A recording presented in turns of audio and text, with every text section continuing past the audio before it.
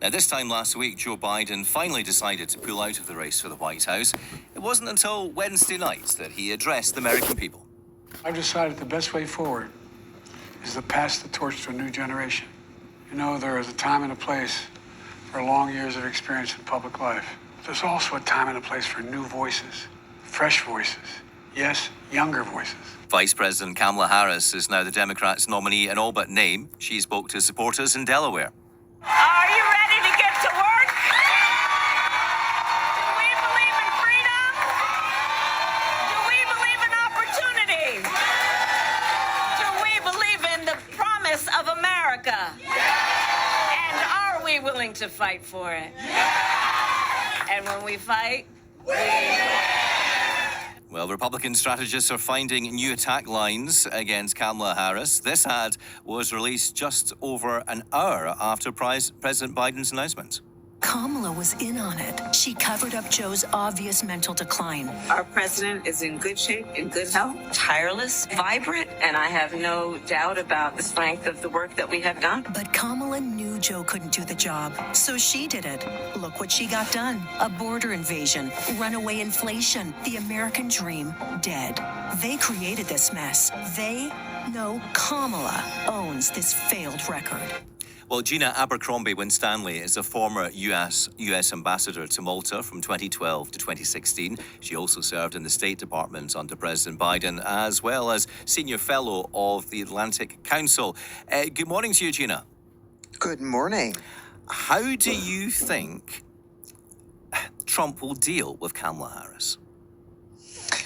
Well, he has a long history of nasty comments about women. Certainly those will continue, and his rally in Minnesota showed that he was willing to fling all manner of personal insult. He will try to tie her to some of the challenges of the administration. But I think nasty comments is going to be his lead effort. Do you think that will work this time round? I am pretty sure it won't. We are now very familiar with Mr. Trump's usual tactics. People who are willing to accept that's a certain amount of people that are out there and will find it amusing. But increasingly, I think Americans recognize that sort of divisiveness is not going to help the nation, and we're interested in the issues. Is the US ready for a woman of color to lead the nation? Well, you can break that down in two ways. Is the nation ready for a person of color? And we've proven that we are. Is the nation ready for a woman? And in spite of her electoral college laws, we know that Hillary Clinton got the most votes in 2016. So I think the answer is resoundingly yes. And as we see the enthusiasm, as Ms. Harris was stepping up to be the nominee, as she continues to prepare herself for that formal incarnation. The enthusiasm is palpable. It is a very different country this week than it was before the president announced he was stepping down. Isn't the challenge, though, for her that she has to win over a lot of people in these Rust Belt states? She comes from California. She's not of that ilk. Is it going to be difficult for her to persuade people who might be considering voting for Donald Trump? She's got her work cut out for her, without a doubt. Mr. Trump is from New York. I assure you, New York is no more popular than California for those who are in the Midwest. So again, we go back to the issues and what she stands for, her record of governance, her record of support.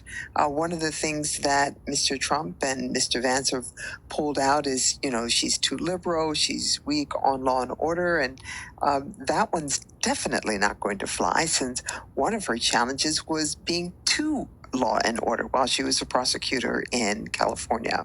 So I think on the merits, and as she not only responds to their weak attacks, but makes her own, because frankly, with Mr. Trump in particular, but Mr. Vance as well, there is a lot to point out in their failings, weaknesses, and that they're going to take America in the wrong direction.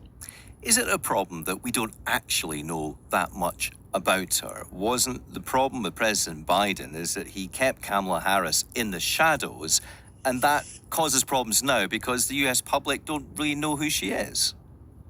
Well, I don't know if it's a matter of knowing who she is. Certainly, the role of vice president is a challenging one because the main responsibility is to be ready to step up. But we know that she has been a partner with President Biden.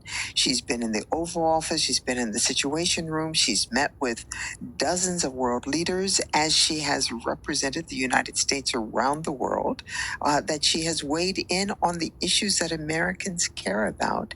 And the Biden-Harris administration has a strong and positive record to stand on now. That is the Biden-Harris administration. So she's got plenty to stand on right now. Do you think it's important that, to some extent, she distances herself from President Biden so that she's not locked into defending every part of his administration and becomes her own woman? I think she's beginning to do that. And this is where it's a very delicate balance because, of course, the administration continues. And she will have to be very careful as she begins to carve out her own positions.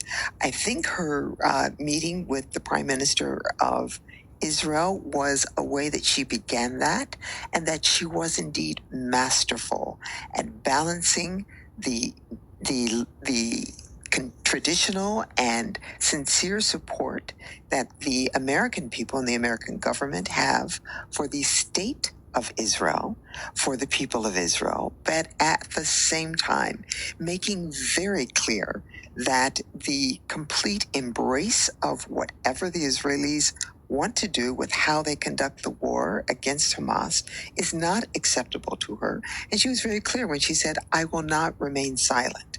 When the description of the meeting was frank and constructive, I can tell you in diplomatic terms, plates may not have been thrown, but that was a tough meeting. So do you see a bit of a shift there? Do you think she will be more hard line on Israel when, you know, he does things that America disapproves of? Do you think she will be a bit more of a critical friend of Israel than perhaps President Biden was? I do believe she's going to be clear-eyed. The United States has an international reputation to maintain, and that is in support of international law, law and order, justice. The president has made clear his dismay with some of the Israeli tactics and the results of those tactics. I think the vice president, once president, is going to be clearer about that. And she may indeed be willing to do things to put clothing on that hanger, as it were, that President Biden has been unwilling to do. So I think we can look for change in that. I think that will be something that is wise, not only for the United States, but wise for Israel as well, for the longer term, for peace and security in the region. Aside from policy, how do you think that she will tackle Donald Trump? Because after the assassination attempt, a lot of commentators said, well, you can't now compare Trump to Hitler, for example. You can't use that sort of inflammatory language. And it made people wonder, is she going to be able to call out Donald Trump's lies?